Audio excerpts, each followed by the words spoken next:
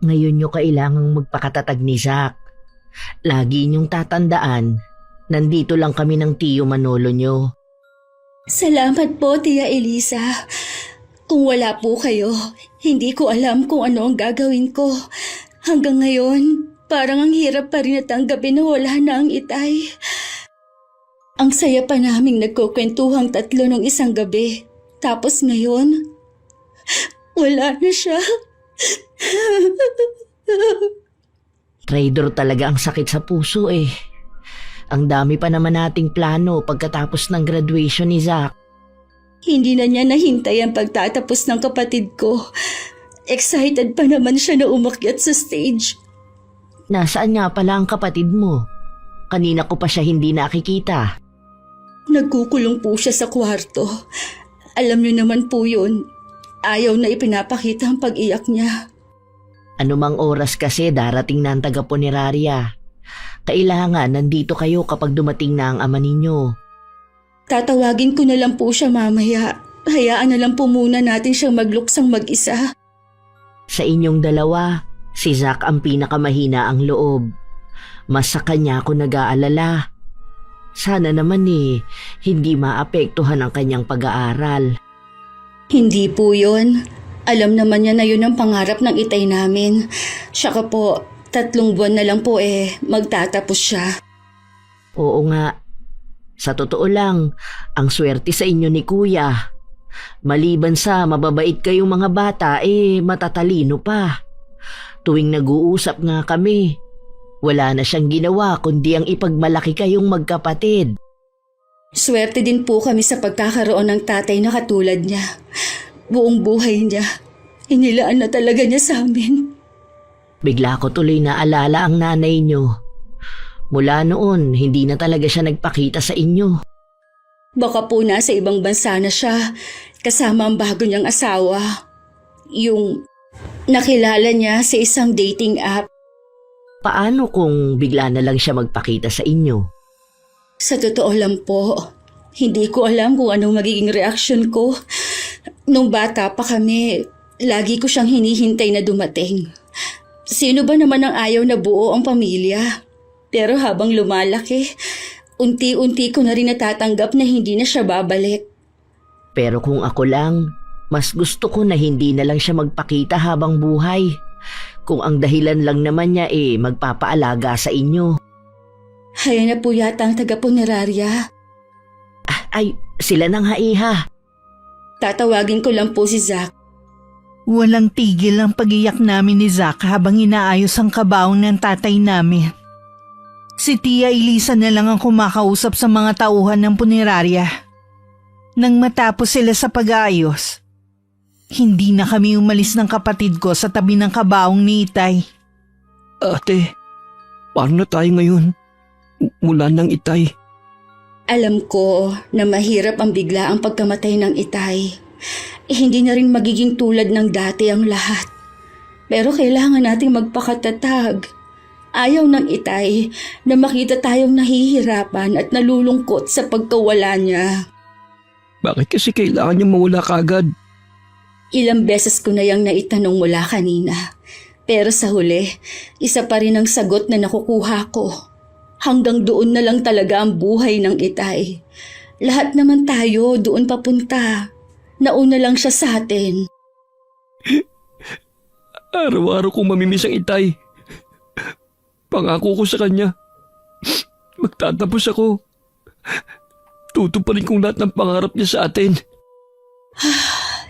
Napakapayapa ng mukha ng Itay. Siguro, nararamdaman na rin niyang nalalapit niyang kamatayan. Ang dami niya kasing bilin sa akin Isa pa sa napansin ko, malambing siya sa atin. Lagi rin siyang nasa may pintuan para abangan ang pag-uwi natin. Mabuti na lang nandyan sina Tia Elisa at Tio Manolo para tulungan tayo sa pag-aasikaso sa burol ng Itay. Hanggang ngayon kasi para akong lutang. Maraming dumarating para makiramay. Patuloy lang talaga kung gaano kabait si Itay. Dito ka muna sa tabi ng Itay. Tutulungan ko lang ang Tia Elisa sa pagharap sa mga tao. Lalo ko napatunayan kung gaano kabait ang Itay. Halos buong kabarangay namin ay naroon. At may iba pa na galing sa iba't ibang lugar. Bali 5 araw na ibuburo lang labi ng aking ama. Para maistima lahat ng mga bisita. Kumuha pa kami ng 4 na makakatulong sa pagbibigay ng kape at biskwit sa mga nakikilamay. Sa huling gabi ng lamay, isang panauhin ng hindi namin inaasahan na darating. Tia Eliza, sino po yung babae na yon? Yung mestiza na maraming alahas sa katawan. Ang ganda naman niya. Hindi mo ba siya nakikilala? Sa bagay, mga bata pa kayo noon ni Zack. Parang nakita ko nga po siya pero hindi ko lang matandaan kung saan. Kaibigan po ba siya ng Itay? Higit pa sa kaibigan, Iha. Siya ang nanay ninyo, si Ingrid. Siya?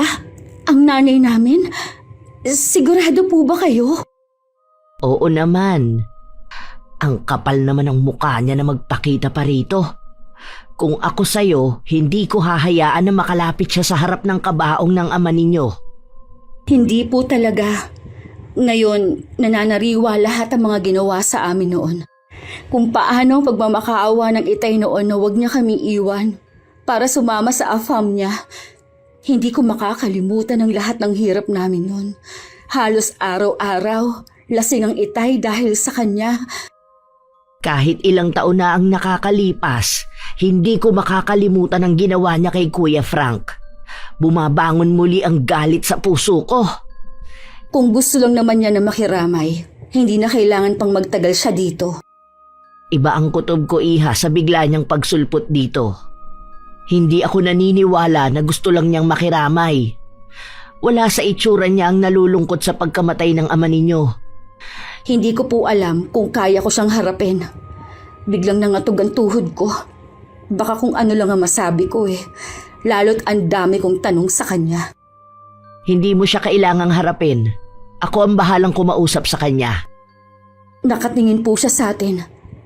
Nakikilala niya kaya ako? Maaaring hindi sa itsura, kundi sa lukso ng dugo. Kahit may edad na siya, maganda at mukha pa rin siyang bata. Sa kanya din lahat nakatuon ang mata ng mga tao. Iba talagang nagagawa ng salapi sa tao. Saka, noon pa man papansin na ang inay niyo eh. Alam niyang burol ito, pero kung pumorma akala mo party ang pupuntahan. Hindi man lang niya iginalang ang Itay. Wala ka yatang aasahan na respeto dyan sa nanay mo. Huwag kang aalis dito ha. Kakausapin ko lang siya. Hindi ko nahihintayin na siya ang maunang lumapit. Paaalisin ko na rin siya. Hindi ko inaalis ang paningin ko sa tiyahin ko. Hanggang makalapit siya sa aking ina. Nag-usap sila sandali bago nagpatiunang humakbang ng tiyahin ko. Sandali pa akong sinulyapan ng inay bago siya sumunod. Bakit bumalik ka pa rito? Tinaon mo pa talaga sa burol ni Kuya Frank. Asawa pa rin ako ni Frank. May karapatan pa rin akong pumunta rito. Yung dalagang katabi mo kanina. Siya na ba si Micah? Oo, siya na nga. Mas kamukha siya ng ama niya. Nakuha niya rin pati ang pagiging kayumanggi. Pagkatapos ng ilang taon, yan lang ba ang sasabihin mo? Ni hindi ka man lang nakikitaan ng pagkasabik sa mga anak mo? Tingin ko naman naging maayos ang buhay nila. Sa tingin ko mas naging maayos ang buhay mo. Mula ulo hanggang sa suot mong sandals, lahat mamahalin. Kaya nga tinakasan ko ang buhay ko noon Dahil ayokong habang buhay na maging mahirap. Hindi lang naman ang mahirap na buhay ang tinakasan mo pati na ang responsibilidad mo sa mga anak mo. Matagal nang tapos yun. Hindi naman napariwara ang mga anak ko Alam ko rin kasi na hindi sila pababayaan ni Frank. Sa tingin ko hindi ka narito para kay Kuya Frank at sa mga anak nyo. Ano ba talaga ang sadya mo? Tutal naman tinatanong mo na. Ang kailangan ko talaga ang mamanahin ko kay Frank.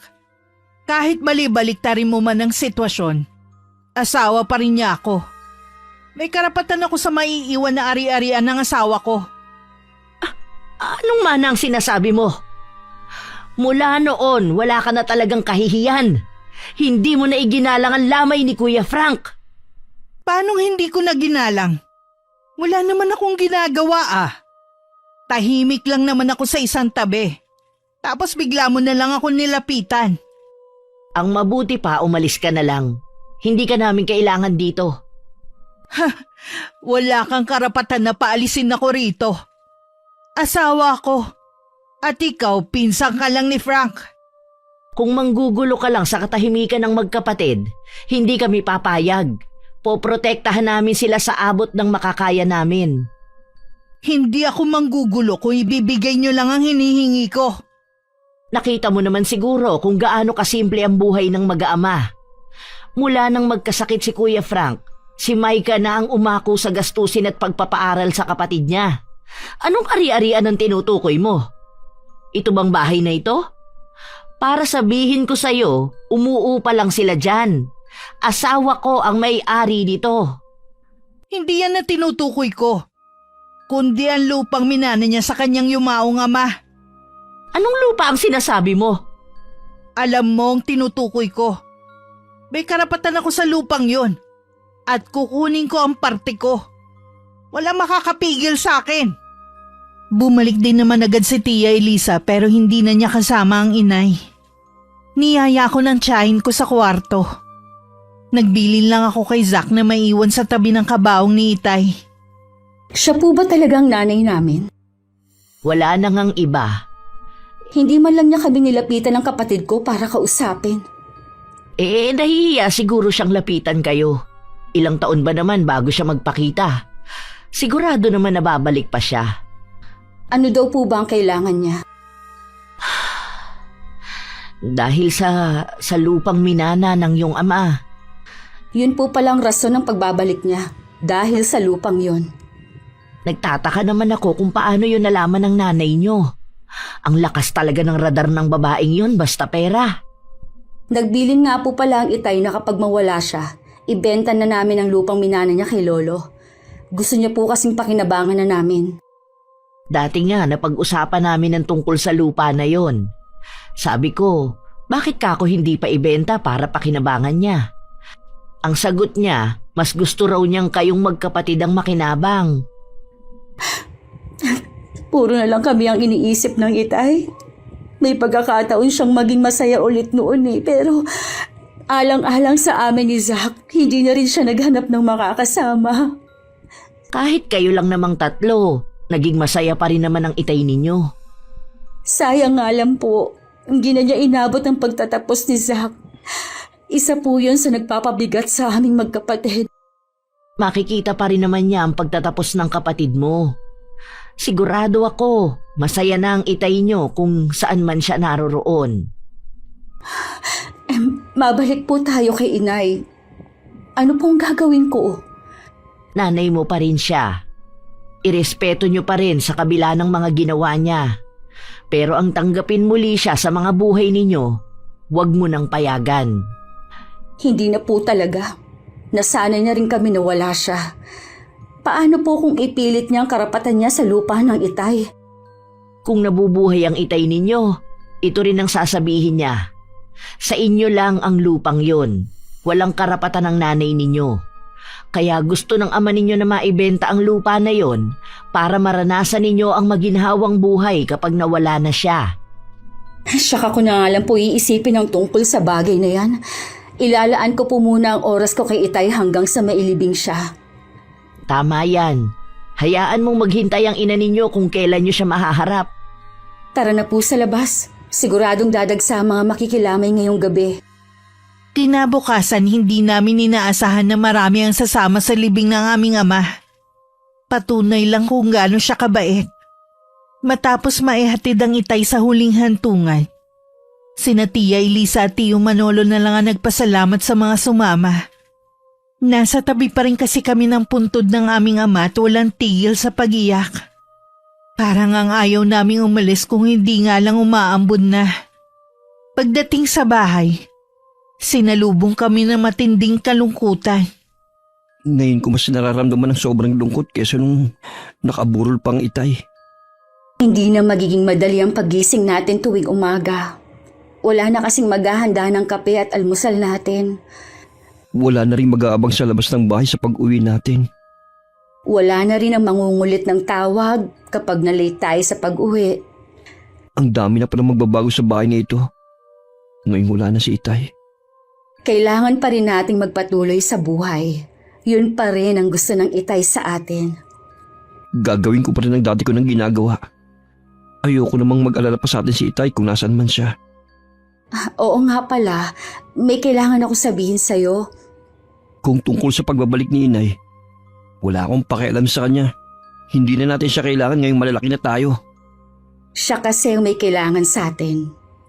Bakit? Magpapaalaga na ba siya sa atin? Mukha pa naman siyang malakas ah. Hindi yun ang dahilan. Kaya siya bumalik dahil ang habol niya ang lupang minana ng Itay. Ang kapal naman niya. Iniwan niya ang Itay at sumama sa ibang lalaki. At inabandonan niya tayo nung maliliit pa tayo. Tapos ngayon, babalik siya dahil sa lupa ni Itay. Hindi ko nga alam kung paano niya nalaman ng tungkol doon. Ibig sabihin lang nun, meron pa rin siyang mga mata dito sa atin. Yun siguro nagsabi sa kanya. Kung buhay pa ang Itay, hindi rin siya papayag na makakuha ng parte ang Inay. Kaya malakas ang loob niya dahil wala ng Itay natin. Basta huwag kang papayag ate. Hindi siya pwedeng makinabang sa iniwan sa atin. Eh yun din ang sabi ni Tia Eliza. Sana lang huwag niya tayong guluhin. Tingin ko kasi sa nanay natin, eskandalosa at hindi marunong mahiya. Nasabi ko yon dahil hindi man lang siya nahiya na pumunta pa sa burol ng Itay. Kapag ginulo niya tayo, pwede naman natin siyang ireklamo sa barangay. Pakikiusapan ko na lang siya. Huwag nating kalilimutan. Nanay pa rin natin siya kahit ano pa ang ginawa niya. Tsaka ayoko ng eskandalo. Oo ate, hindi naman ako magsasalita ng masama sa harapan niya. Ipakita natin sa kanya kung paano tayo pinalaki ng Itay kahit wala siya sa tabi natin. May mga gabi pa rin na iniiyakan ko ang pagkawala ng Itay. Ganon din ang kapatid ko. May mga umaga na tahimik lang kami dahil lagi namin naaalala ang Itay. Yun lang kasi ang mga sandali na madalas kami magkakasabay kumain. 1 linggo na rin na nakalipas nang muling magpakita ang Inay. Kahit kabado, pinilit ko pa rin na maging kalmado sa harapan niya. Nakakailang din ang pakiramdam na mag-ina kami pero para kaming estranghero sa isa't isa. Nandun nga pala ako sa sementeryo nung libing ng tatay niyo. Hindi na nga lang ako lumapit pa. Bakit po kayo nagpunta dito? Alam mo, una sa lahat gusto ko kayong makita ng kapatid mo. Nasaan na nga pala si Zach? May pasok po siya ngayon. Oo nga pala. Ilang buwan na lang gagraduate na siya. Sayang no, hindi na nahintay ng ama niyo. Oo nga po, pero kailangan na rin po naming tanggapin na hanggang doon na lang po talaga ang Itay. Alam mo sa nakikita ko sa'yo malakas ang loob mo. Mula po mga bata kami ni Zach, marami pong itinuro sa amin ng Itay. Isa na po doon kung paano maging matapang para harapin ang mga pagsubok. Mabuti na rin na hindi kayo tumulad sa ama ninyo na hindi nakatapos. Kaya nagtsatsaga lang sa pamamasada ng tricycle. Dahil po sa pamamasada, napakain at napag-aral niya po kami ni Zach. Kahit po mahirap lang kami, masaya at kontento kami sa buhay na kayang ibigay ni Itay. Alam ko naman na masama ang loob niyo sa akin nang iwan ko kayo Pero sana maunawaan ninyo ko. Hindi ko na talaga kinayang hirap ng buhay noon. Kung magsalita po kayo, akala nyo, hindi kayo nanggaling sa mahirap na pamilya para hindi kayanin ang buhay sa piling namin. Yun na nga Tapos mahirap pa rin na magiging pamilya ko. Sana po, hindi na lang kayo nagpakasal kay Itay. Umpisa pa lang, alam na ninyong mahirap siya Hindi yung kung kailan kayo nagsasama na, sa kanya siya iiwan. Akala ko kasi mabibigay niya ang buhay na pinapangarap ko noon. Natupad naman na po ang pangarap ninyong buhay Kaya bakit pa kayo nagbalik? Nabanggit na siguro ni Tia Elisa niyo ang sadya ko. Kung tungkol po sa lupa na minanan ng Itay kay Lolo, huwag na po kayong umasa. Sa amin lang yon iniwan ng Itay. Wala kayong karapatan doon. Huwag ka namang swapang iha. Asawa pa rin ako ng ama ninyo. Ako mas unang may karapatan doon kaysa sa inyo ng mga anak. Kayo po ang swapang. Pagkatapos ng 20 taon, saka lang po kayo magpapakita para ipilit ang karapatan ninyo sa lupa ng Itay? Kahit ano pang sabihin mo, kasal kami ng tatay mo. Kukunin ko kung anong nararapat para sa akin. Kaya kung ako sa'yo, makipagtulungan ka na lang sa akin. Hindi po ako makikipagtulungan sa inyo. Wala po kayong aasahan sa akin. Alam mo, Iha, kahit noon pa nakukuha ko na ang gusto ko. Kaya huwag ka na magbatigas pa. Sa nakikita ko po sa inyo, maganda na ang buhay ninyo ngayon. Mayaman na kayo. Bakit kailangan niyo pang pag-interesan ng lupa ng Itay? Ang akin lang naman kinukuha ko ang para sa akin. Wala naman siguro masama doon. Wala po kayong makukuha sa amin. Ito rin ang sasabihin ng Itay kung sakaling buhay pa siya. Kakausapin ko na lang siguro ang abogado ko tungkol sa bagay na to. Kayo pong bahala. Pasensya na po hindi naman sa ipinagtatabuyan ko kayo. Marami pa kasi akong kailangang gawin. Nang makaalis ang inay, agad kong pinuntahan si Tia Elisa na kararating lang din sa bahay nila. Ikinuwento ko sa kanya ang pagpunta ng inay. Sayang, hindi kami nagkita. Di sana napagtulungan natin siya. Si Chang talaga. Parang gagawin niyo naman yun. Nakakainis kasi ang dahilan kung bakit siya bumalik Nagawa ko naman po siyang harapin kanina. Habang kausap ko nga siya, nai-imagine ko na baka bigla na lang niya akong yakapin. Pero hanggang makaalis siya, hindi po nangyari Wala man lang akong nakitang pananabik sa kanya.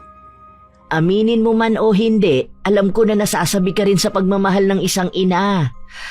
Kahit puno kayo ng pagmamahal sa tatay ninyo at pag-aaruga ko, iba pa rin kasi ang isang ina. Wala talaga siya ni katiting na pagmamahal sa amin. Pera lang ang mahalaga sa kanya. Kahit ano pa ang maging desisyon yung magkapatid, nandito lang kami ng tiyong nyo. Salamat po. Alam ko pong lagi kayong nariyan.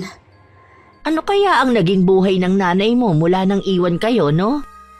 Hindi ko rin po inusisa nung magpunta siya. Tsaka kita naman po sa ayos niya na buhay mayaman na siya. Ang ibig ko bang sabihin kung nagkaanak ba siya sa lalaking sinamahan niya? Kung buhay pa ba yung lalaki na yon at kung saan siya nakatira? Sa totoo lang po, takot akong malaman kung may kapatid ba ako sa kanya. Sigurado po kasi na mas mahal niya yun kesa sa amin. Mabuti pa siya, nakaranas ng pagmamahal at pag-aaruga sa nanay namin. Sana pala hindi ko na binanggit pa. Dumagdag patuloy sa samaan ng loob mo. Okay lang po. Mapag-uusapan naman po yan sa mga susunod na araw Sa susunod na bumalik ulit ang nanay mo, tawagin mo ako para dalawa tayong haharap sa kanya. Dahil abala ko sa trabaho at ang kapatid ko naman sa pag-aaral, ipinaubaya ko na lang kina Tia Elisa ang pagbebenta sa lupang pamana kay Itay. Nang araw na yun, paalis na sana siya para makipagkita sa taong titingin. Nang makita niya ang inay na nasa tapat na ng pintuan namin. Wala ang magkapatid. Gagabihin na ang mga yun sa pag-uwi. Ano ba ang kailangan mo? Ano pa bang dahilan ko para bumalik sa lugar na to Ang tigas din ng mukha mo, ano? Siguro nasa talampakan na ang hiya mo. Ano? Hindi ka pa rin nagbabago. Tumanda ka na lang, salitang kanto pa rin ang alam mo. Wala namang masama. Hindi katulad mo, yumaman lang, nakalimutan na ang pinanggalingan. Mukhang paalis ka. Nakapangalis ka kasi Nagmamadali nga ako. Kung wala ka nang sasabihin, mauuna na ako sa'yo. Saan ang lakad mo? May kakausapin lang akong tao. Yung bibili ba ng lupa? Wala ka nang pakialam kung sino man ang kakausapin ko. Kung tungkol sa lupa ng asawa ko, may karapatan akong malaman. Sinong asawa? Yung iniwan mo para sa AFAM? Hinaan mo nga ang boses mo. O bakit? Nahihiya kang marinig ng mga kapitbahay na maungkat muli ang nakaraan mo. Gusto mo naman ito Nananahimik na kasi ang magkapatid. Bigla ka nalang sumulpot dito para ipilit ang karapatan mo kuno. Hindi ka ba talaga titigil, ha? Ikaw ang tumigil sa panggugulo mo. Mahiya ka naman. Mapera ka na nga eh. Gusto mo pang agawan ng mana ang mga anak mo? Pinaglalaban ko lang ang karapatan ko. Anong masama doon? Anong karapatan? Nawala na yon mula nang iwan mo ang pamilya mo at sumama ka sa ibang lalaki. Kahit ano pa ang sabihin mo, kukunin ko pa rin kung anong akin. Sinwerte ka lang na makasungkit ng AFAM pero hindi ka suswertehin na makuha ang mana ng mga anak mo. Kaya umalis ka na! Ano ba? Huwag mo nga akong maitulak-tulak ng madumi mong kamay. Ah, ganon. Pwes, ipagtutulakan pa kita hanggang umalis ka. Oo na, aalis na ako. Pero babalik pa rin ako dito. Hindi mo ako mapipigilan. Nakarating naman sa akin ang nangyari. Imbes na nagdadalamhati pa rin ako sa pagkamatay ng itay namin, natatabunan na yun ng pag-aalala sa pwedeng gawin ng inay. Hindi ko na napigilan pa ang sarili ko kanina. Kaya naman naitulak ko na siya. Ibigay na lang kaya natin ang hinihingi niya. Sa tingin mo kaya magugustuhan niyo ng ama mo? Mag-isip ka nga, Maika. Hindi nga po siguro, pero tingin ko po kasi hindi titigil ang inay sa panggugulo sa atin. Alam niyo naman po na hindi kami sanay sa gulo. Kilala ko ang nanay mo. Kahit makuha pa niya ang gusto niya, hindi pa rin niya kayo titigilan. Sarili lang niya ang minamahal niya. Hanggat meron siyang nakikita na pwedeng pakinabangan sa inyo, hindi niya kayo patatahimikin. Kakausap po ako ng abogado para malaman kung anong dapat gawin. Mabuti pa nga, Iha. Akala yata ng nanay mo porke mayaman na siya, pwede na niyang makuha ang lahat ng gusto niya sa isang pitik ng daliri lang. Sana hindi na lang siya nagpakita ulit. Kung sakit lang pala ng ulo ang dala niya. Ihanda niyo lang ang mga kalooban ninyo. Sigurado na marami pang gagawin ng nanay niyo na pwedeng ikasama ng loob ninyo ni Zach. Meron pa po bang masasakit sa ginawa niyang pag-iwan sa amin noon? Oo nga, tuwing naaalala ko ang gabing yon. Hanggang ngayon nasasaktan pa rin ako para sa inyo. May mga babae talaga na handang iwan ng pamilya para sa ibang lalaki. Baka nga po si inay ang leader nila eh. Baka nga. Natutuwa naman ako kahit papano Naghagawa mo pang magbiro. Alam kong nagdadalamhati ka pa rin sa pagkawala ng tatay niyo. Habang buhay na po kami magdadalamhati ni Zach. Pero sabi ko nga, kailangan pa rin namin magpatuloy sa buhay. Tama yan, Iha. At isa pa, sa'yo huhugot ng lakas ng loob ang kapatid mo. Kaya nga po, lagi kong ipinapakita kay Zach na matapang ako. Kahit minsan po nangihina din ako. Maiba nga pala ako. Kanina kasi, naikwento ko sa tiyuhin niyo ang nangyari. Nag-aalala siya sa inyo. Baka daw gusto niyong lumipat sa bahay namin. Tatanungin ko po si Zach. Napansin ko po kasi nitong mga huling araw lagi siyang tulala. Kahit po kasi saan namin ipaling ang mga mata namin, puro alaala ng itay ang nakikita namin. Alam mo naman sa inyong magkapatid siya ang malapit sa tatay niyo. Wala pa kasi siyang 1 taon noon nang iwan kayo ng nanay niyo. Kaya nga po naisip ko na baka makakabuti sa kanya kung lilipat muna kami ng tirahan. Sabihan niyo lang ako kung anong desisyon ninyo. Para na namin kayong mga anak. Pagdating po ni Zach mamaya, kakausapin ko agad siya. Maliban sa gabi na nakainom pa si Zach nang dumating na labis kong ipinagtataka. Hindi kasi umiinom ang kapatid ko. Dahil doon bigla ako nakaramdam ng galit. Nasermonan ko tuloy ng wala sa oras. Kailan ka pa natutong uminom, ha? Pasensya ka na ate. Napasubo lang ako sa barkada Huwag ka nang sasama sa mga kaibigan mo na yon kung pag-iinom lang din ang ituturo sa'yo. Ate naman, bakit ka naman ganyan? Minsan lang ako uminom, galit ka na kagad. Hindi ka nga umiinom kaya nagtataka ako. May problema ka ba na hindi mo sinasabi sa akin, ha? Wala akong problema. Hindi ako naniniwala. Nararamdaman ko na meron kang tinatago. Gusto ko lang makalimot. Makalimot saan? Kung tungkol sa pagkamatay ng Itay, napag-usapan na natin yan, di ba? Magiging matatag tayo para sa kanya. Unti-unti ko na rin naman natatanggap ang pagkawala ng Itay. Pero hindi yung pagbabalik ng inay natin. Apektado rin ako sa pagbabalik niya.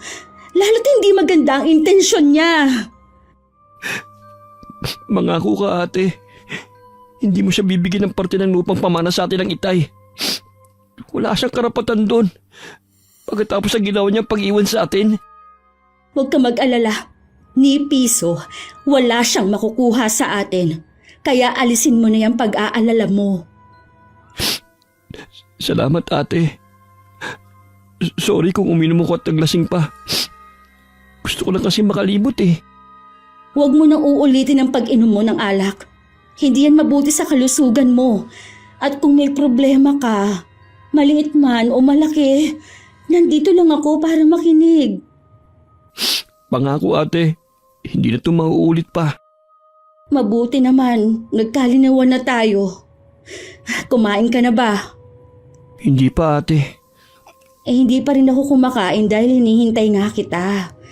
Ipagtitimpla rin kita ng kape para mawala yung kalasingan mo. Tutulungan natin sa paghahain. Wag na. Maupo ka na lang dyan. Baka mahilo ka pa eh. Meron din pala akong sasabihin sa'yo. Ano yun, ate? Kinausap ako ni Tia Eliza kanina. Baka daw gusto nating lumipat sa bahay nila. Iiwan natin ang bahay na ito? Hindi naman talaga ating to eh. Tsaka, tingin ko, hindi tayo makakausad kung lagi na lang nating maaalala ang Itay sa bahay na to. Ikaw, ate, kung anong desisyon mo. Magulo pa kasi ang utak ko ngayon eh. Ikaw na munang bahala magdesisyon kung anong makakabuti sa atin. Naisip ko rin kasi, baka lagi tayong pupuntahan ng inay dito. Paano kung ikaw lang ang madatnan niya? Mabuti yung kasama natin si Tia Eliza. Ayoko siya makita hanggat maaari. Matagal ko nang tanggap na wala tayong nanay. Unti-untiin na natin ang pag-aayos ng gamit. Tamang-tama, bukas wala akong pasok sa trabaho. Ganon din ikaw. Tulungan mo na lang ako bukas, ha? Pagkatapos na lang siguro ng 40 days tayo lumipat. Oo naman. Yun talaga ang plano ko. Sige na, kumain na tayo para makapagpahinga ka na. Kinabukasan, maaga ako nagising. Nang mga oras na yun, tulog pa si Zach nang silipin ko sa kwarto niya. Habang nag-aayos ako ng mga gamit sa sala, lumabas ng kwarto ang kapatid ko. Pareho pa kami nagulat nang dumating naman ang inay. At tuloy-tuloy lang siyang pumasok. Mukhang abala kayo ngayon ah. Hindi sana istorbo ang pagdating ko. Hello Zach. Gwapo ka. Yun nga lang ang payat mo. Ang totoo po niyan, marami kaming gagawin ng kapatid ko ngayong araw. Ganun ba? Hindi naman ako magtatagal eh. Gusto ko lang naman malaman ang desisyon nyo tungkol sa kailangan ko. Mawalang galang na po sa inyo. Pero sa tingin ko, hindi na dapat kayo nagpakita sa amin. Pagkatapos ng maraming taon, kung ang lupa lang naman ng Itay ang kailangan nyo, wala po kayong karapatan dun. Nag-aaral ka pero hindi mo yata alam ang karapatan ko bilang asawa ng tatay nyo. Sa pagkakaalam ko po, matagal nang walang asawang Itay. Iniwan mo siya para sa ibang lalaki, di ba? Hindi nyo kasi alam ang dahilan kung bakit ko iniwan ang Itay nyo. Alam po namin, nagsawa na kayo sa buhay mahirap. Alam ko na galit kayo sa akin at ayaw nyo akong makita. Kapag nakuha ko na ang kailangan ko, hindi na ako magpapakita pa sa inyo. Ang kapal naman po talaga ng mukha nyo. Bastos kang bata ka! Hindi ba kayo naturuan ng tatay nyo na magandang asal? Nag-aaral ka pa naman. Tinuruan po kami ng tatay namin kung paano rumespeto sa kapwa. Pero mahirap pong ibigay yun sa inyo. Alam mo, magkasing edad lang kayo ng stepson ko. Pero siya mabait at magalang. Mahal niya ako, tinuring na parang tunay na ina. Hindi katulad mong bastos. Wala po kayong karapatang pagsalitaan ng ganyan ng kapatid ko. Hindi niyo rin kami kailangang kumpara sa stepson ninyo. Igagalang ka pa kaya niya? Oras na malaman niyang iniwan mong sarili mong pamilya para sa pera? Hindi mangyayari yan. Dahil imposible na mayroong magsabi sa kanya ng nakaraan ko. Huwag kayo masyadong kumpiyansa. Ang karma, hindi niyo masasabi kung kailan tatama. Akala ko naman maganda talaga ang pagpapalaki sa inyo ng tatay nyo. Lalo't nakapag-aral kayo. Nagkamali lang pala ako. Huwag niyo na pong babangitin ng itay kung hindi rin lang naman magandang sasabihin niyo. Matuto po kayong rumespeto kahit wala na si itay. Maika, pagsabihan mo tong kapatid mo ha. Kahit ano pang nagawa ko, nanay nyo pa rin ako. Sa akin pa rin kayo lumabas. Kaya ngayon wala nang tatay nyo, sa akin na kayo makikinig. Sa tingin niyo po kaya basta na lang kami susunod sa inyo pagkatapos ng ilang taon ninyong pagkawala? May sarili na po kaming pag-iisip. Kanino nyo ba gustong sumunod ha? Sa mag-asawang Elisa at Manolo?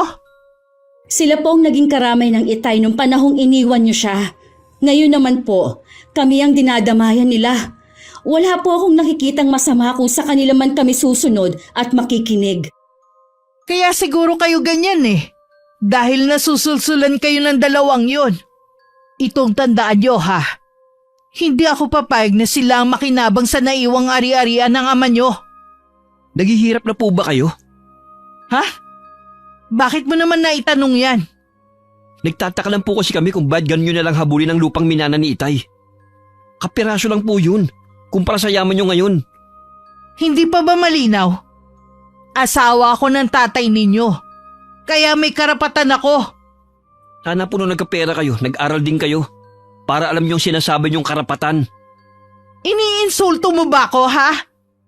Wala po kayong karapatan sa lupa ng itay. Hindi po yun conjugal property. Pamana yun sa kanya ng kanyang ama. Kahit kasal pa kayo, wala po kayong karapatan doon. Hindi totoo yan! Kung gusto niyo po magtanong kayo sa abogado para malinawan kayo. Huwag mo akong turuan kung anong dapat kong gawin. Ngayong alam nyo na, huwag na kayong bumalik pa kahit na kailan. Akala nyo ba gusto ko kayo makita?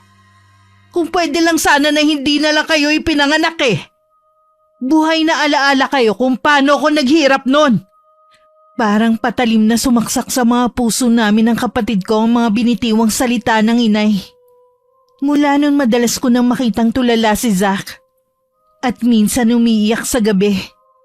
Alam ko masyadong dinamdam ng kapatid ko ang mga sinabi ng inay. Kawawa naman ang kapatid mo. Mababaw kasi ang luha ng kapatid mo, parang tatay mo eh. Kahit po ako sobrang nasaktan sa mga sinabi ng inay eh. May ganun palang magulang. Sa halip na magpakumbaba, siya pa ang galit at masakit magbitaw ng salita. Pasensya na kayo kung wala ako nung mga oras na yon. Hindi ko kayo naipagtanggol sa nanay nyo. Okay lang po, Chang. Hindi naman po kasi sa lahat ng oras eh, nandyan kayo. Kailangan din naming tumayo sa sariling paa. Sa Sabado na pala ang ika-40 araw ng kamatayan ng ama ninyo. Ako na lang ang bahala na manguna sa padasal. Pagkatapos nun, pwede na kayong lumipat dito. Pumayag ba si Zach na dito na kayo titira? Opo, ipinaubaya na po niya sa akin ang pagdedesisyon. Ay, mabuti naman. Akala ko kasi tututol siya eh. Hindi ko pa po pala nababanggit sa inyo. Umuwi po siyang lasing nung isang gabi. Nasermonan ko nga po eh. Ano ka mo? Kailan pa natutong uminom ang batang yon? Siguro po na-impluwensyahan ng barkada. Saka po, gusto raw niyang makalimot kahit sandali. Tama lang pala na dumito kayo. Mababantayan ko pa ang kapatid mo. Hindi ko maiwasan mag-alala eh. Oo nga po, hindi ko naman siya pwedeng bantayan dahil may trabaho ako. Intindihin mo na lang ang trabaho mo at ako na ang bahala sa kapatid mo. Nasaan nga pala si Zach ngayon? Nagpaalam pong maglalaro ng basketball. Dito na lang pala kayo kumain ha. Magdadala daw ng ulam ang tsumanolo mo eh. Bago ang araw ng paglipat namin, muling dumating ang inay. Naabutan niya akong inililigpit ng ilang gamit sa sala. Sa makalawa kasi may ibang uupa na doon. Nang makita ko siya, hindi ko mapigilan na sumama ang timpla. Ano na naman po ang ginagawa niyo dito? Masanay ka nang lagi ako nakikita, Iha. Bakit wala nang gamit dito? Huwag mong sabihing ibinenta nyo na. Inilipat na po namin. May iba na po kasing uupa sa bahay na ito. Saan kayo titira? Lilipat na po kami kina Tia Eliza. Sabi na nga ba kung akala nyo na hindi ko kayo mapupuntahan doon, nagkakamali ka. Hindi po kami lilipat para iwasan kayo. Wala pong anak si Tia Eliza. Sila na lang ang pamilya namin ni Zach kaya gusto nila na magkakasama na kami. Gusto lang naman niya kayong ilayo sa akin Yun ang dahilan na mag-asawang yun. Sulsul sila kahit nun pa. Kahit ano pa po ang dahilan nila, wala pong kaso sa amin. Mahal namin sila na parang mga magulang. Sa tingin mo, maiinsulto ko sa sinabi mo? Alam ko pong hindi. Dahil hindi nyo naman kami tinuring na mga anak kahit noon pa Sarili nyo lang po ang minahal ninyo. Sige na, pag-usapan na natin ang tungkol sa lupa. Nagtanong na po ba kayo sa abogado ninyo? Hindi na kailangan, basta ibigay nyo na sa akin ang parte ko, tapos. Kung ako sa inyo, tumigil na kayo sa pagpunta dito. Wala po kayo mapapala kundi pag-aaksaya lang ng oras. Hindi ako papayag. Kakasuhan ko kayo. Mga walang modong anak.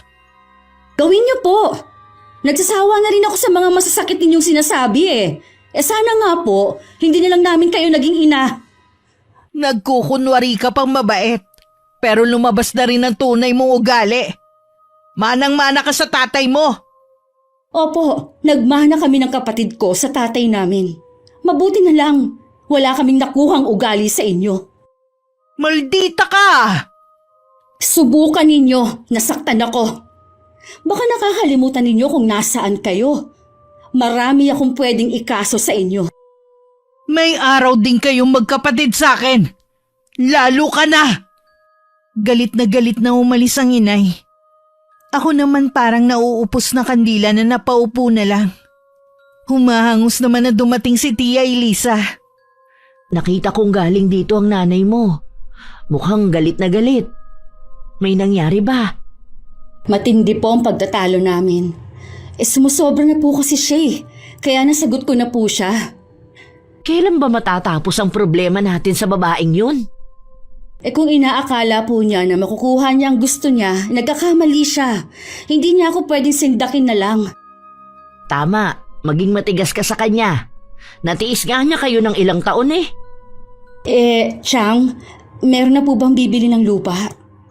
Oo, kausap na siya ng tsumanolo mo. Konting panahon na lang ang paghihintay nyo. Huwag po kayo mag-alala. Bibigyan ko po kayo ng Tiyo Manolo. Naku Iha, hindi namin kailangan yun. Sa inyo yun. Tama lang na kayo ang makinabang. Marami na po kayong sakripisyo sa amin. Tanggapin niyo na po ang ibibigay ko. Saka na natin yan pag-usapan. Ang mabuti pa tulungan na kita sa pagliligpit ng mga gamit nyo. Nakahinga naman ako ng maluwag na mga sumunod na araw hindi na ulit pumunta ang inay. Dahil sa kaabalahan ko sa trabaho, hindi ko napapansin ang kakaibang kinikilos ni Zach. Wala rin kaming kamalay-malay na nakipagkita sa kanya ang inay. Tay, bakit nyo kami iniwan kaagad? Sabi ko babawi pa ako sa inyo Ang daya nyo naman. Miss ko na po kayo. Malapit ka talaga sa tatay mo, no? Kahit mahigit 2 buwan na siyang wala iniiyakan mo pa rin. Anong ginagawa nyo rito? Mula sa eskwelahan nyo, sinundan kita papunta dito sa sementeryo. Bakit kailangan nyo akong sundan? Masama ba? Gusto ko lang naman malaman ang mga ginagawa mo. Tigilan yung pagsunod-sunod sa akin. Wala po kayong mapapala sa akin. Ate ko magpapasya tungkol sa lupa. Kung hindi dahil sa pagsunod ko sa'yo, hindi ko sana malalaman ng sekreto mo. Anong ibig niyo sabihin? Sa tingin mo kaya matutuwa ang itay mo? Kapag nalaman niya nalulung ka pala sa ipinagbabawal na gamot? Hindi totoo yan.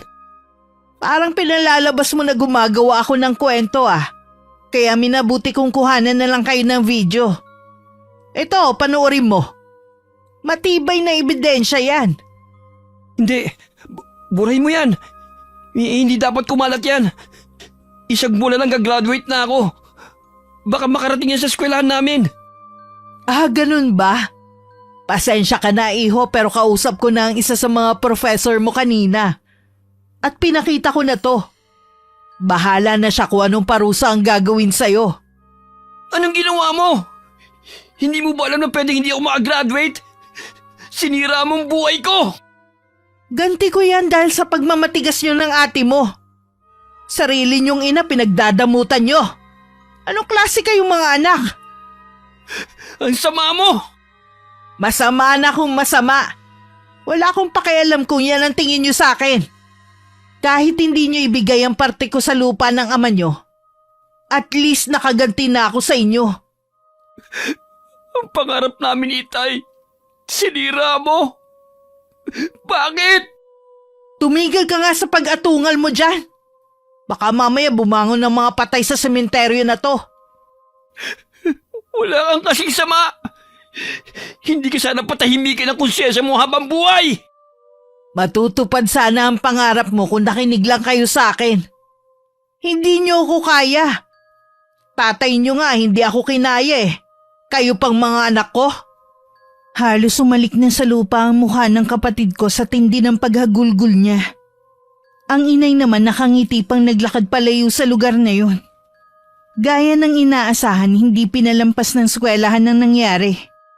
Kahit anong pagmamakaawa ni Zack at ng mga kaibigan, hindi sila pinayagan na makagraduate. Anong ginagawa mo, Iha? Tumitingin po ako sa online ng pwedeng iregalo kay Zack sa graduation niya. Naghahanap na nga rin ako ng ireregalo namin ng tsumanolo mo Ipagluluto ko rin siya ng mga paborito niya. Huwag na po kayo mag-abalang magluto.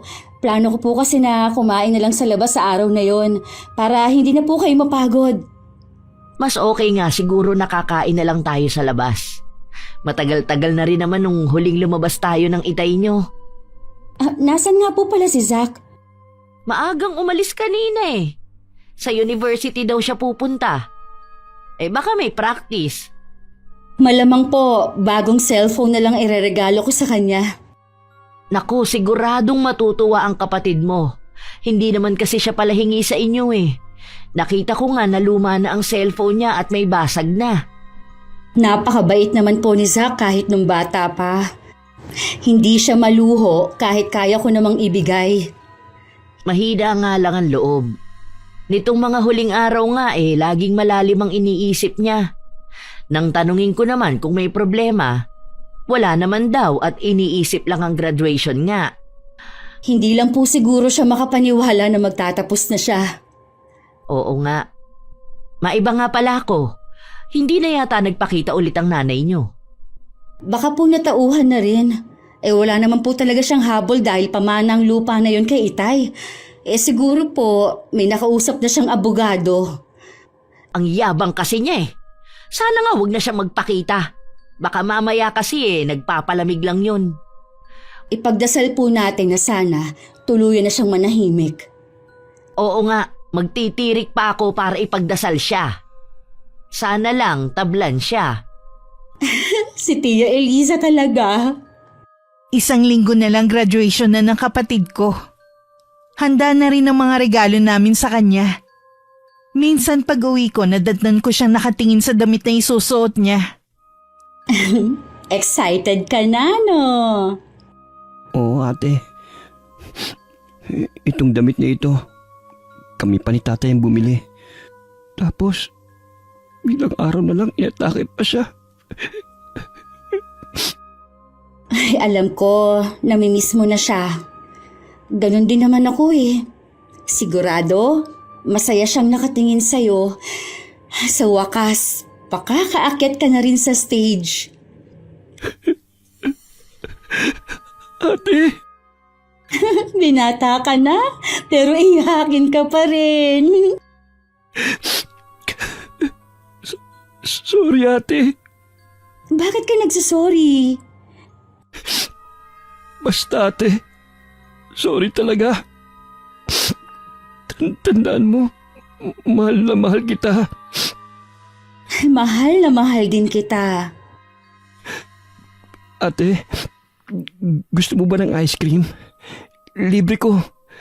Lagi lang kasi ikaw ang nanlilibre sa akin mula nung bata pa tayo. Hayaan mo naman na ako manlibre sa'yo. Aba, gusto ko yan. Tara na kung ganon. Isama natin si Tia Eliza. Masaya kaming tatlo noon na nasa tapat ng tindahan habang kumakain ng ice cream. Wala kaming kamalay-malay sa trahedyang nagbabantang mangyari. Hapon habang naghihintay ng masasakyan, biglang tumawag ang tiyahin ko na umiiyak. Nanlamig ang buong katawan ko. At parang gusto nang bumigay ng mga tuhod ko habang nakikinig sa kabilang linya. Sa nanlalabong paningin, pinara ko ang taxi at nagpahatid sa ospital. Ano pong nangyari kay Zach? Ano ang inom niya? Nagtaka na kasi ako kung bakit ang tagal niya sa loob ng banyo. Kumakatok ako pero hindi siya sumasagot. Bigla akong kinabahan kaya pinuwersa na ng tsumanolo mo ang pinto. Nakita nga namin, bumubula at umuusok na ang bibig niya. Ininom ni Zach yung galon ng muriatic acid. Hindi! Bakit, Zach? Bukas ng graduation mo. Nasaan na po ang kapatid ko? Ha? Gusto ko siya makita. Maika! Ginawa lahat ng doktor para mabuhay si Zach. Maniwala ka. Sinubukan nila siyang iligtas.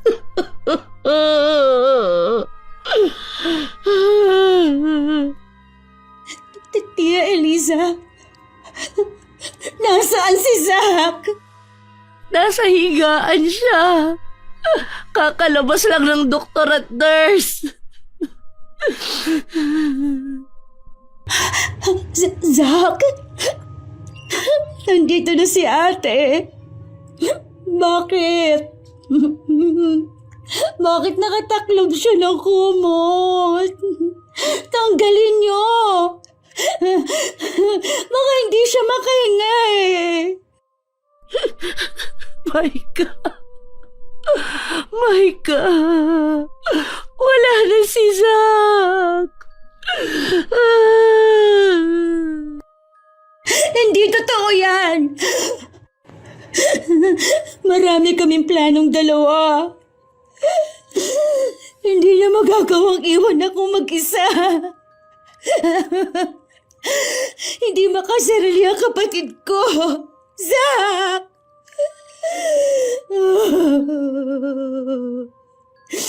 Emulat pa naman ang mata mo. Bukas ng graduation mo eh. Zach naman eh. Sinabi na gumising ka na. Maika. Hindi na siya gigising. Iniwan na niya tayo. Hindi to totoo. Zach, gising. Pag mo akong iwan. Nung mga oras na yun, parang gusto ko na rin sumama kay Zach. Hindi ko na kasi alam kung paano mabubuhay nang wala sila ng itay. Hanggang maiuwi ang labi ng kapatid ko, walang tigil ako sa pag-iyak. Maraming tanong sa isip ko na hanggang ng mga sandaling yun, naghahanap pa rin ng kasagutan.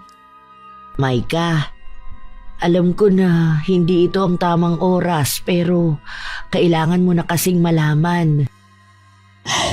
May kinalaman po ba kay Zach? Oo. Nakausap ko mismo ang isa sa mga propesor ni Zach. Hindi pala siya makakagraduate. Baka yun ang dahilan kung bakit siya nagpakamatay. Ano ang rason para hindi makagraduate ang kapatid ko? Okay naman po ang grades niya. May nagsumbong daw na gumagamit sila ng ipinagbabawal na gamot ng mga kaibigan niya. Pero sabi ng tatlo niyang kasama, hindi daw dapat kasama si Zack dahil noon lang daw tumikim ng ganun ang kapatid mo. Nadala lang daw ng panunukso nila. Pero kahit kailan daw hindi siya gumamit. Sino ang nag-report sa kanila? Hindi ko alam, Iha. Wala din silang alam. Mabait ang kapatid ko. Siguro nagawa lang niya yon dahil sa pagdadalamhati ng pagkamatay ng itay. Yun nga ang sabi ng mga kaibigan niya. Sinisisi rin nila ang mga sarili sa nangyari kay Zack. Kung sino man ang nagsumbong, siya ang may kasalanan sa pagkamatay ng kapatid ko. Gusto ko rin sisihin ang sarili ko. Ako ang laging kasama ng kapatid mo. Pero wala man lang akong napansin na kakaiba sa ikinikilos niya. Bakit, Zack? Hindi ba sabi ko, nandito lang ako kapag may problema ka? Hindi naman ako magagalit eh. Dalawa na nga lang tayo, iniwan mo pa ako. Hindi totoo ang sinasabi mo na mahal mo ko kasi iniwan mo ko eh. Pagkatapos ng libing ng kapatid mo, aalamin natin kung sino ang nagsumbong na yon. Kahit pa na malaman natin, hindi na rin maibabalik ang buhay ni Zack. Gusto ko lang din malaman kung may galit ba siya sa kapatid mo o kung ano ang motibo niya. Bahala na po kayo, Tia Elisa. Wala na akong lakas para alamin pa po ang tungkol sa bagay na yan. Magpahinga ka muna, Iha. Ilang gabi ka ng puyat. Baka kung mapano ka. Mabuti na rin siguro na sumunod na rin ako sa kanila. Wala na ring halaga ang buhay ko. Huwag mong sabihin yan. Sige na, ihahatid na kita sa kwarto mo. Ang tsumanolo mo na lang ang bahala rito. Wala ko nagawa nang akayin na ako ng tiyahin ko papunta sa kwarto. Doon ko lang napagtanto na wala na nga akong lakas. Paglapat pa lang ng likod ko sa higaan, parang gusto nang pumikit ng mga mata ko. Iniwan lang ako ng tiyahin ko nang tulog na ako. Pagbalik niya, namataan niya ang papalapit kong ina. Totoo bang si Zack ang pinaglalamayan? Oo, siya nga. Wala na ang anak mo. Anong ikinamatay niya? May sakit ba siya? Nagpakamatay siya. Ano? Pero bakit? Hindi kasi siya kasama sa mga nagtapos. Masyado niyang dinamdam yun. Sa totoo lang, mahina talaga ang loob ng batang yun eh. Hindi ko alam na ganun pala siya. Kasalanan nito ng taong yun. Kung hindi sana siya nagsumbong, hindi sana maiisip ni Zack ang magpakamatay. Sino bang tinutukoy mo? Ang nagsumbong sa anak mo na gumagamit ng droga. Hindi ko siya mapapatawad sa ginawa niya. Dahil sa kanya, hindi na namin kasama si Zack. Pwede ko bang lapitan si Zack? Oo naman. Anak mo pa rin siya. Hindi ko ipagkakait sa'yo na makita at makasama ang bunso mo. Eh bakit nakatakip ang kabaong niya? Paano ba siya nagpakamatay? Uminom siya ng muriatic acid. Matindi ang naging pinsala niya kaya minabuti namin na nakasara na lang ang kabaong niya. Matindi palang pinagdaanan niya. Si Maika nga pala. Pinagpahinga ko muna sa kwarto niya. Ilang araw na kasi siyang walang tulog. Hindi rin gano'n nakakakain. Kawawa naman siya. Makikiusap sana ako sa'yo. Kung maaari, palipasin mo muna ang pagdadalamhati ni Maika. Huwag mo muna siyang guluhin tungkol sa lupa. Oo naman. Hindi naman ako ganun kasama. Tsaka, anak ko ang pinaglalamayan. Salamat sa'yo. Kung okay lang gusto ko sanang araw-araw na nandito. Walang problema. Gabi na nang magising ako. Agad ako lumabas ng kwarto at lumapit sa kabaong ng kapatid ko. Nakita ko nandun ang inay. Umiiyak siya habang nakatingin sa nakasaradong kabaong. Ano ang ginagawa niyo dito? Maika, sana wag mo kong paalisin. Gusto ko rin makasama ang kapatid mo kahit sa huling sandali. Huwag po kayong mag-alala. Hindi ko po kayo paaalisin. Kumain ka muna. Ako na lang muna ang bahalang magbantay. Sabi kasi ng Tia Elisa mo hindi ka raw kumakain. Sino po ba makakakain sa ganitong sitwasyon? Mag-isa na lang ako. Iniwan na nila ako. Nandito pa naman ako, anak. Hindi ka nag-iisa. Okay na po akong kasama sina Tia Elisa at Tio Manolo. Sila naman talaga ang tunay na nagmamalasakit sa akin Alam kong malaki ang naging kasalanan ko sa inyo ng kapatid mo. Marami akong masasakit na salitang binitiwan. Sana mapatawad mo ko. Ayoko po munang pag-usapan ng bagay na yan. Pasensya ka na. Nasaan po pala sina Tia Elisa? Hindi ko sila nakikita. Inaasikaso nila ang mga tao. Nandyan lang sila. Nag-iikot na may dalang kape at biskuit. Hindi na ako muling nagsalita pa. Itinuon ko niya lang ang atensyon ko sa kapatid ko. Walang tigil ko siyang kinakausap habang tumutulo ang mga luha ko. Dumating ang araw ng paghahatid sa huling hantungan ni Zach. Kung hindi pa ako hinawakan at nilayo sa kabaong, halos ayoko pang bumitiw. Nagpupumiglas din ako. Hanggang mahimatay ako dahil sa matinding paghihinagpis. Nandito ka lang pala sa kwarto ni Zach. Kanina pa kasi kita hinahanap Ano po ba ang kailangan nyo? Kasi ilang araw nang pabalik-balik ang inay mo. Ayaw mo naman siyang harapin. Kung tungkol na naman sa lupa. Ilinaw niya na hindi yun ang rason ng pagpunta niya. Gusto ka lang daw niyang damayan. Hindi ko po siya kailangan. Kung sa inaakala niya dahil sa gagawin niya ay mapapalapit ako sa kanya, nagkakamali po siya. Mas lalong ayoko po siya makasama. Naiintindihan ko ang nararamdaman mo. Gusto mo rin siyang sisihin sa nangyari sa kapatid mo, pero wala naman siyang kasalanan Hindi ko po maipaliwanag pero lalo pong bumigat ang pakiramdam ko sa kanya. Saka po, lagi pong laman ng panaginip ko si Zach. Pinapaiwas niya ako sa nanay namin. Ganun ba? O sige, ako na lang ang bahalang kumausap sa kanya kapag bumalik. Salamat po sa pangunawa. Kagabi ka pa walang kain. Mabuti pa, sabayan mo ako sa pagkain. Wala po akong gana. Gusto ko lang po dito sa kwarto ni Zach. Pilitin mong kumain kahit konti. Sige na, hindi ako lalabas kung hindi ka sasama. Sige na nga po.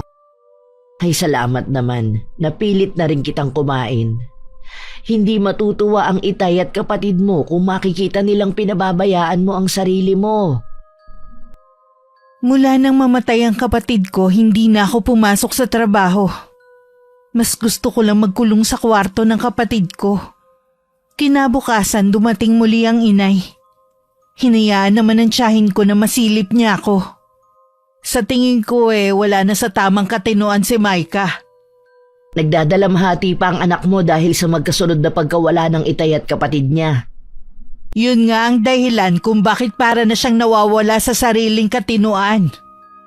Imbis na ikaw ang umunawa sa pinagdadaanan ng anak mo, ikaw pa talaga ang humuhusga sa kanya. Hindi ko siya hinuhusgahan Sinasabi ko lang ang nakikita ko. Kita mo nga parang hindi niya tayo nakita kanina. Tulala lang siya habang yakap-yakap ang litrato ng kapatid. Hindi na rin siya pumapasok sa trabaho. Mabuti sana yun para malibang-libang siya. Kaysa nakakulong siya sa bahay na to.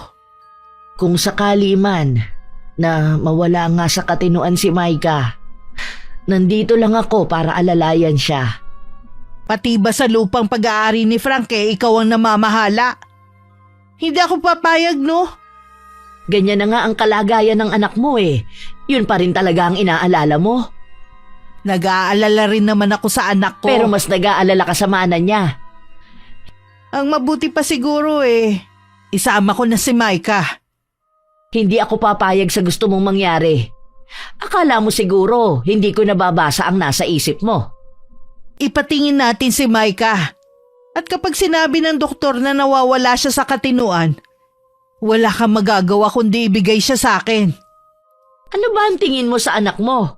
Bagay lang na pwedeng kunin? Hayaan natin si Micah na magdesisyon kung kanino siya sasama. Hindi na nga niya kaya magdesisyon para sa sarili niya eh. Ikaw lang naman kasi ang nagpupumilit na nasisiraan na siya ng bait.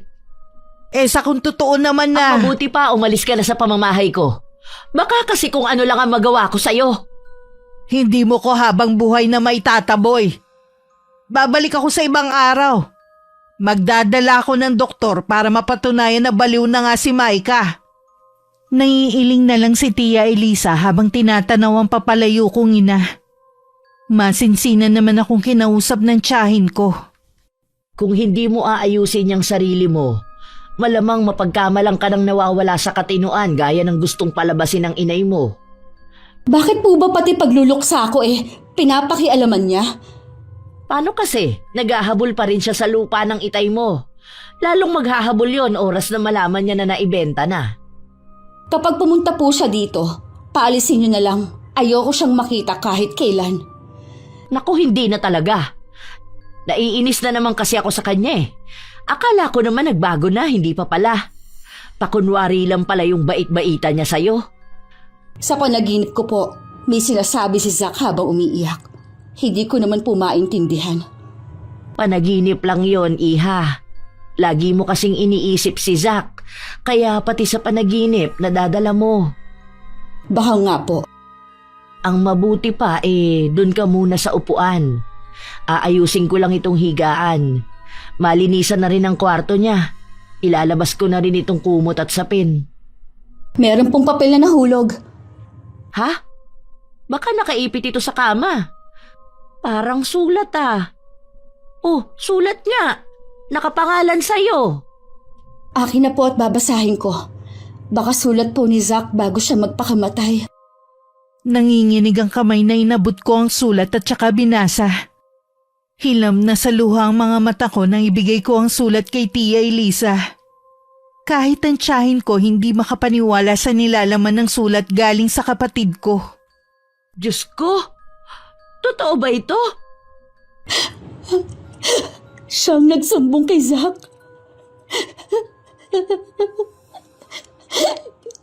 Ginawa niya yun para makaganti sa akin. Ang sama niya. Paano niya nagawa sa mismong anak niya yon?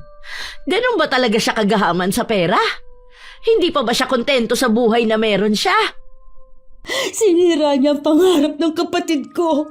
Hindi ko siya mapapatawad kahit kailan. Walang kapatawaran ang ginawa niya. Patawarin ako ng Diyos sa pwede kong gawin sa kanya. Iyon sigurong dahilan kung bakit laging nagpapakita sa akin sa panaginip ko si Zack. Gusto niya tayong balaan. Mabuti na lang at nakita natin ang sulat ng kapatid mo. Dahil kung hindi, wala tayong kamalay-malay na nanay niyo ang nagtulak sa kanya para magpakamatay. Pupuntahan ko siya at magtutuos kami. Saan mo naman siya pupuntahan? Hindi natin alam kung saan siya nakatira. Hintayin na lang natin kung kailan siya pupunta rito. Sana hindi na lang siya nagpakita sa amin. Sana buhay pa ang kapatid ko. Kung ano ang nararamdaman mo, ganun din ako. Gusto kong gumanti sa kanya. Pahirapan siya. Kailangan siyang magbayad. Dapat siyang makulong. Hindi natin maaasahan ang batas dito sa atin. Maliban pa sa mapera siya. Sa ibang paraan natin siya pagbabayarin. Pangako yan! Kinabukasan maaga pa lang nasa bahay na namin ng inay. Malaki ang pagkakangiti niya habang seryoso naman kami ni Tia Elisa. Mabuti naman lumabas ka na anak sa kwarto. Halika, sumama ka sa akin. May pupuntahan tayo. Huwag mo akong matawag-tawag na anak. Wala akong inang kriminal. Ano ka mo? Kriminal ako? Talagang wala ka na sa tamang pag-iisip. Alam na namin na ikaw ang nagsumbong kay Zack. Paano mo nagawa yun sa sarili mong anak, ha? Wala akong alam sa mga sinasabi niyo. Ayan ang sulat ni Zack bago siya nagpakamatay. Lahat ng ginawa mo nakalagay dyan. Hindi ko alam to. Baka gawa-gawa lang niya yan. Nasa kabilang buhay na ang anak mo, pero nagagawa mo pa rin siyang gawa ng kasinungalingan. Maniwala kayo, hindi ko talaga alam yan. Ang dapat sa'yo maparusahan. Yun lang ang paraan para mapagbayaran ang mga kasalanan mo. Ano ang gagawin niyo? Ipapakulong ako? Nagpapatawa ba kayong magtiya? Higit pa roon ang gagawin ko sa'yo. Mas matinding paghihirap ang dadanasin mo. Huwag mo akong takutin. Marami akong pera. At kaya kong bayaran ng kahit na sino. Tingnan natin. Hindi mo pa ako lubusan nakilala. Diyan na nga kayo. Nag-aksaya pa ako ng pagpunta rito. Kahit saan ka pa magtago, hindi mo matatakasan ang parusa ko sa'yo. Muli ako napaiyak nang makaalis ang inay. Naalala ko na naman kasi ang pagkamatay ng kapatid ko. Tuwing naiisip ko ang itsura niya, nakakapag-isip ako ng hindi maganda. Pero lagi kong tinatawag ang Panginoon para malinawan ang pag-iisip ko. Nung gabi na natili pa rin gising si Tia Elisa. Lingid sa akin plano niyang barangin ang inay. Yun lang ang naiisip niyang paraan para mabigyan ng hustisya ang pagkamatay ng kapatid ko. Patawarin niyo ko, Panginoon. Kung babaliin ko ang pangako ko noon na hindi na muling gagamit ng karunungang itim. Binabalot ng matinding galit ang puso ko dahil sa nangyari sa pamangkin ko. Ngayon pa lang po, tinatanggap ko na ang parusa ninyo sa akin. Pagkatapos ikumpisa lang lahat ng kanyang mga kasalanan, inumpisahan na ni Tia Elisa ang orasyon. Isa yun sa mababagsik na sumpa na kahit magaling na albularyo hindi kayang pagalingin ng biktima. Nang mga oras na yun nagising naman ang inay. Nakakaramdam kasi siya ng hirap sa paghinga. Parang nasusunog ang bibig ko hanggang sa loob ng katawan ko. Ako lang mag-isa dito sa bahay. Bukas pa darating ang mga kasama ko. Bakit ganito ang nararamdaman ko? Aray! Nasusunog ang balat ko! Hindi! Naagnas ako! Kahit wala pa akong gana mag-almusal, sumabay pa rin ako sa mag-asawa. Halata kay Tia Elisa ang sigla sa umagang yun. Pagkaalis ni Tio Manolo, saka ako nagusisa. Bakit mo parang maganda ang gising ninyo? Dahil sa wakas, nabigyan na natin ng hustisya ang nangyari sa kapatid mo. Hindi ko po kayo maintindihan. Hindi ko alam kung matutuwa ka sa ginawa ko. Pero hindi ako papayag na hindi magbayad ng mahalang taong dahilan ng pagpapakamatay ng kapatid mo. Ano po ang ginawa ninyo kay inay? Oras na lang ang itatagal ng buhay niya. Kung anong hirap ang dinanas ni Zack, ganon din ang pinaranas ko sa kanya. Binarang niyo po ang inay? Oo, binarang ko nga siya. Kahit ang pinakamagaling na albularyo, hindi siya kakayaning gamutin. Nangako kayo noon na hindi na ulit gagamit ng karunungang itim. Nakalimutan niyo na po ba? Oras na gamitin yung muli ang kaalaman sa barang. Manginingil lang isang buhay ang demonyong nagbigay sa inyo ng kaalaman na yan. Ayos lang sa akin yun. Ang importante sa akin, nabigyan ko ng hustisya ang kapatid mo. Mahal ko kayo pareho. Masakit sa akin ang nangyari sa kanya. Hindi ako patatahimikin kapag hindi ko na ipaghiganti ang kapatid mo. Paano po ako? Ha? Kapag may masamang nangyari sa inyo? Alam kong matapang ka. Kakayanin mo ang lahat ng pagsubok na darating sa'yo kahit wala na ako sa tabi mo. Tia Elisa, bakit ba kayo padalos-dalos magpasya? Pinag-isipan ko itong mabuti. Huwag ka nang umiyak. Oh, may kumakatok sa pinto. Hindi pa man ako nakakalapit sa may pinto, bumukas na yon. At pumasok ang isang babaeng parang nasunog ng kemikal ang buong katawan. Puno ng dugo ang katawan nito at tumutulo pa. Parang natunaw ang laman niya. Tulungan mo ako, Maika! Nay, anong nangyari? Hindi ko alam. Basta nagising na lang ako na ganito na nangyari sa akin. Pinalayas na ako ng asawa ko sa bahay namin. Pasensya na po, pero wala kaming maitutulong. Kailangan ko lang na mapagtataguan. May gustong pumatay sa akin. Sino po ang gustong pumatay sa inyo? Hindi sino, kundi ano. Ayun na naman sila. Naririnig ko na napakaraming insekto na humahabol sa akin. Tulungan niyo ako. Kinakain nila ang balat ko. Para sila mga kanibal. Nay! Wala ka nang magagawa pa, Maika. Titigilan lamang siya ng mga insekto na yan kapag hindi na siya humihinga. Tulong! Tulungan niyo ako! Parang awa niyo na! Nagsisisi na ako sa mga nagawa kong kasalanan!